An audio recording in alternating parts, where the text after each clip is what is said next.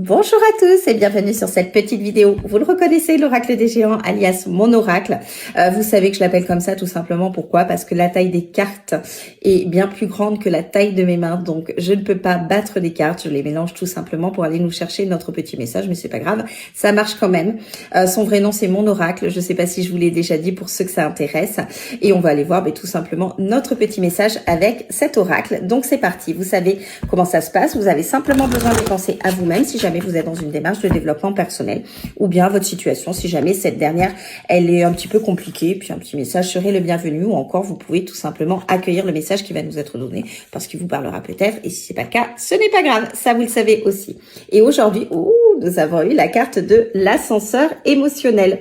Et j'aime beaucoup cette carte parce que c'est vrai qu'on a tous des émotions et parfois on est un petit peu, pour pas dire beaucoup, submergé par elle, et parfois on va décider certaines choses sous le coup de l'émotion et on va le regretter par la suite. Et cette carte, c'est ce qu'elle vous rappelle, d'essayer d'apaiser un petit peu vos émotions. Alors peu importe le pourquoi du comment, peu importe votre situation, mais de prendre du recul tout simplement sur la situation de façon à pouvoir retrouver un apaisement intérieur au niveau de vos émotions et surtout de ne pas être envahi par elle au risque de décider certaines choses que vous allez regretter par la suite parce que vous n'allez pas être suffisamment clairvoyant sur l'instant puisque vous êtes aveuglé par vos émotions pour pouvoir décider réellement ce qui est bon et ce qui est juste pour vous. Alors c'est normal, on a tous des émotions, on ne les vit pas de la même manière, pas de la même intensité et pas au même moment, mais parfois, quand elles sont un peu trop envahissantes, on est amené à faire certains choix, prendre certaines décisions ou faire des choses dans notre vie qu'en fait, on est poussé par cette émotion, mais c'est pas forcément ce qu'on souhaite réellement.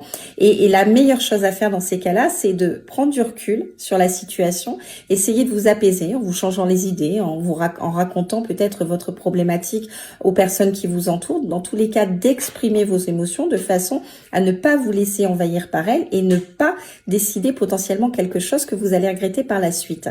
Donc la meilleure chose à faire, tout simplement, c'est de prendre du recul sur vos situations. Alors je sais que c'est très facile à dire et que parfois quand par exemple on est en colère, on va vouloir peut-être se venger, on a de la rancune, on a envie de peut-être de l'exprimer au monde entier notre colère, mais on le fait pas forcément de la bonne manière et dans tous les cas le résultat il ne sera pas bon pour vous parce que c'est votre colère qui va parler. Alors que la situation, elle vous a procuré cette colère, mais elle n'est pas censée perdurer cette colère. Votre situation, elle est là pour vous amener quelque chose de mieux derrière.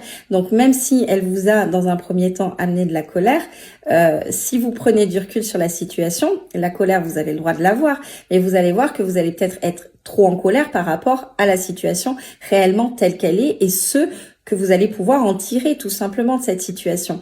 Donc ne vous laissez pas submerger par la colère, peu importe les émotions, à vrai dire, vivez-les, acceptez-les, exprimez-les, mais dans tous les cas, ce n'est pas elles qui doivent diriger votre vie. Donc prenez du recul sur votre situation, essayez de vous apaiser un petit peu pour y voir beaucoup plus clair, pour être beaucoup plus en phase avec la situation ou avec vous-même si jamais vous êtes dans une démarche de développement personnel, de façon à pouvoir décider, acter, faire ce qui est bon et juste pour vous.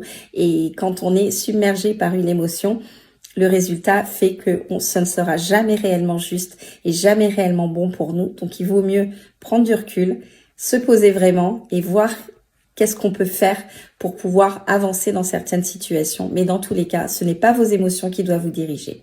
Voilà, j'espère que j'ai été claire. Sur ce, je vous souhaite une très belle journée et je vous dis à très vite. Bye bye!